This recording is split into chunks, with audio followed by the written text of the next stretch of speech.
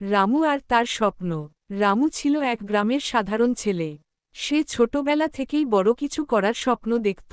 কিন্তু তার পরিবারের আর্থিক অবস্থা খুব ভালো ছিল না। দিনের বেলা স্কুল আর সন্ধ্যায় সে বাজারে চা বিক্রি করত।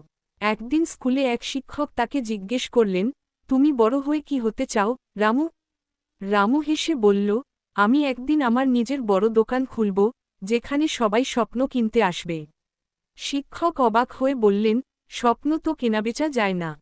রামু মুচকি হেসে উত্তর দিল, যদি মানুষ ভালো ব্যবহার আর উৎসাহ পায়, তবে সেখান থেকেই তাদের স্বপ্ন পূরণের পথ শুরু হয়।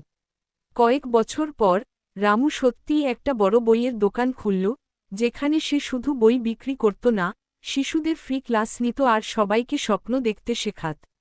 রামু প্রমাণ করল, সত্যিকারের বড় মানুষ হওয়া মানে শুধু ধনী হওয়া নয়, অন্যের জীবনেও আলো ছড়ানো। চাইলে গল্পটা আরও বড় বা মজার করে দিতে পারি। চাই